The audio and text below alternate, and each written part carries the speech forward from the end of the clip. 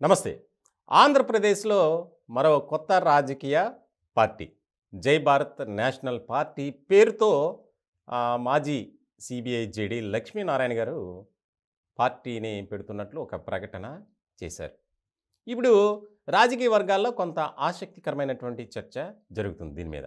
ఎందుకంటే ఇప్పటికే ఉన్నటువంటి పార్టీలతో జనాలంతా సతమతం అవుతున్నారు. ఇప్పుడు మరో కొత్త పార్టీ. ముఖ్యంగా జేడీ లక్ష్మీనారాయణ ఆయన జగన్ అక్రమాస్తుల కేసులో విచారణ అధికారిగా ఉన్నారు. ఆ సమయంలో కూడా ఆయనపై పలు ఆరోపణలు కూడా వినిపించాయి.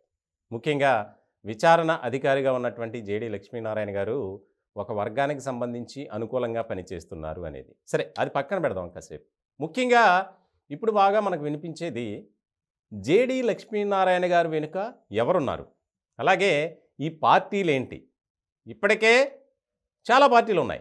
అంటే గుర్తింపు పొందిన పార్టీలు కాకుండా పదుల సంఖ్యలో పార్టీలు ఉన్నాయి. ఇలాంటి క్రమంలో జేడీ లక్ష్మీనారాయణ గారు ప్రజలకు ఎలాంటి సందేశం ఇస్తారు అనేది, అంటే రాజకీయ పార్టీ ద్వారా ఆయన 2009 ఎన్నికల్లో జనసేన పార్టీ తరపున విశాఖపట్నం నుంచి పోటీ చేసి ఓడిపోయారు. ఆ తర్వాత కొంత సైలెంట్ అయ్యారు. మళ్ళీ ఒక రాజకీయ ప్రకటనలాగా ఒక మాట మాట్లాడారు. ఏమని? నేను విశాఖపట్నం నుంచే పోటీ చేస్తా త్వరలో అని. ఒకానొక సందర్భంలో ఆయన వైఎస్ఆర్సీపీకి దగ్గరవుతున్నారు అనేది కూడా బాగా వినిపించింది. అలా రకరకాలుగా ఎవరికి తోచింది వారు చెప్పుకున్నటువంటి పరిస్థితి. అయితే ఇప్పుడు కీలకంగా మారినటువంటి అంశం ఏంటంటే కొత్త పార్టీ. దీనివల్ల అధికారం ఏమో కానీ ప్రజల్లో మాత్రం, రాజకీయ వర్గాల్లో మాత్రం ఒక ఆసక్తికరమైనటువంటి చర్చ జరుగుతుంది. ఇప్పటికే రామచంద్ర యాదవ్ గారు ఒక పార్టీని పెట్టారు. అలాగే జై భీమ్ భారత్ పార్టీ, ఆయన జడ శ్రవణ్ కుమార్ గారి ఆధ్వర్యంలో ఒక పార్టీ ఉంది. ఇట్లా చాలామంది ఉన్నత విద్యను అభ్యసించినటువంటి వారు, ఉన్నత స్థితిలో ఉన్నత పదవులను అనుభవించిన వారు రాజకీయాల్లోకి వస్తున్నారు. వారు ఏం సాధిద్దామని, అంటే ప్రజలకు ఎలాంటి సందేశం ఇవ్వాలి, వీరు పార్టీ పెట్టినంత మాత్రాన అధికారాన్ని కైవసం చేసుకుంటారా అంటే చేసుకోలేరు. అది ఖచ్చితంగా మనం చెప్పొచ్చు. ముఖ్యంగా గతంలో జరిగినటువంటి పరిణామాలు మనం ఒకసారి బేరీజ్ వేసుకుంటే కనుక, ఇదే ఐపీఎస్ అధికారి, అంటే ఎవరైతే ఇప్పుడు కొత్త పార్టీ పెట్టారో లక్ష్మీనారాయణ గారు, ఇలాగే తెలంగాణలో ఒక ఐపీఎస్ అధికారి ఉన్నారు. ఆయనే ఆర్ఎస్ ప్రవీణ్ కుమార్. ఆయన అది జాతీయ పార్టీ, కాకపోతే తెలంగాణ పార్టీ అధ్యక్షులుగా ఉన్నారు బీఎస్పీకి. ఇలాంటి సందర్భంలో తెలంగాణ అంతా ఆయన పర్యటించారు. రాష్ట్ర వ్యాప్తంగా ప్రజల్లో మమేకమయ్యారు. ఎన్నో కార్యక్రమాల ద్వారా ప్రభుత్వంపై ఒత్తిడి తీసుకొచ్చే క్రమం కూడా జరిగింది. ఇలాంటి నేపథ్యంలో ఆయన ఎక్కడా కూడా ఒక్క సీటు కూడా గెలవలేనటువంటి పరిస్థితి. కొన్ని చోట్లయితే డిపాజిట్లు కూడా రాలా.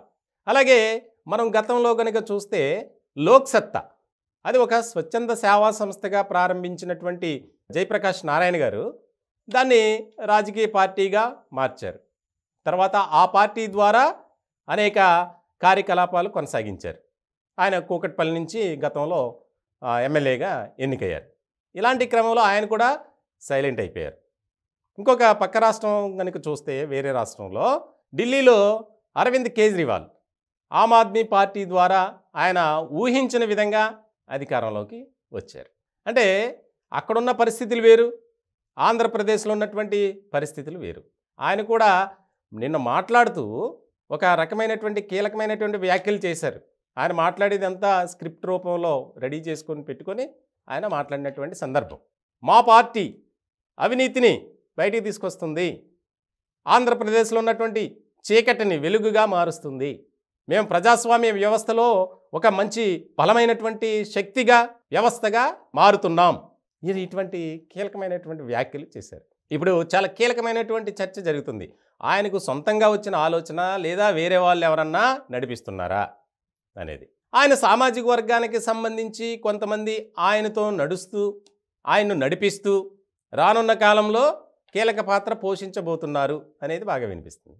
ఇప్పుడున్నటువంటి పరిస్థితుల్లోనే ఇటు వైఎస్ఆర్సీపీ, తెలుగుదేశం, జనసేన, బీజేపీ, కాంగ్రెస్, ఇట్లా ఈ పార్టీలకే ఒక రకంగా చెప్పాలంటే 2-3 పార్టీలు మినహా మిగతా పార్టీలకు మనుగడ లేదు, ప్రజల్లో ఒక నమ్మకం అనేది లేదు. మరి ఈ పార్టీ ద్వారా ఏం చేస్తారు ఈయన అనేది ఒక ప్రశ్న.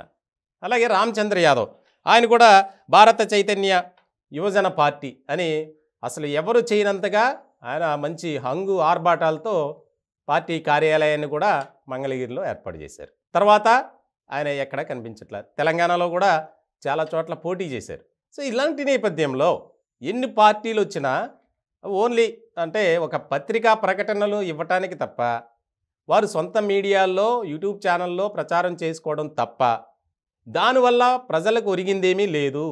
దీనివల్ల వాస్తవానికి ప్రజలకు వచ్చే నష్టం లేదు. అట్లానే ముఖ్యంగా ఇప్పుడున్నటువంటి రాజకీయ పార్టీలకి వారికి ఎలాంటి ప్రభావం చూపించదు అనేది బలమైన వాదనగా వినిపిస్తుంది. వాస్తవానికి జేడీ లక్ష్మీనారాయణ గారు గతంలో జనసేనలో ఉండి ఆయన జనసేన పార్టీలోనే ఉంటారు అని చెప్పి బాగా బలంగా వినిపించింది. ఆయనకు అటువంటి ప్రాధాన్యత కూడా ఇచ్చారు పార్టీలో. కానీ ఎక్కడా కూడా ఆయన డైజెస్ట్ చేసుకోలేకపోయారు. ఇలాంటి క్రమంలో సైలెంట్ అయిపోయారు.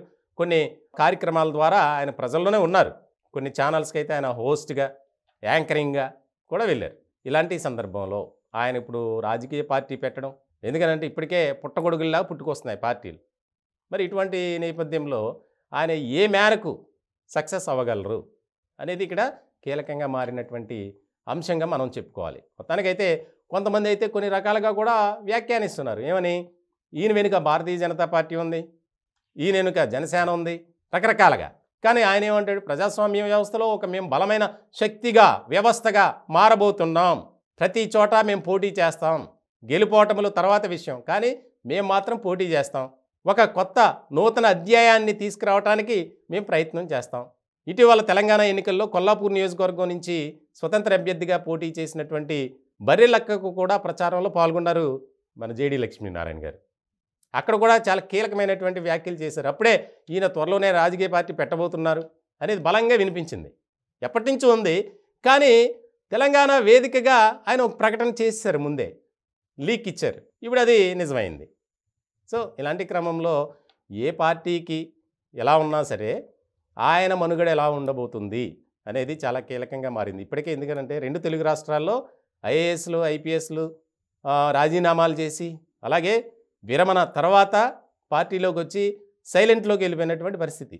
మరి మన జేడీ లక్ష్మీనారాయణ గారు ఏ స్థాయిలో రాణిస్తారనేది ఇక్కడ ఒక సస్పెన్స్గా మారింది.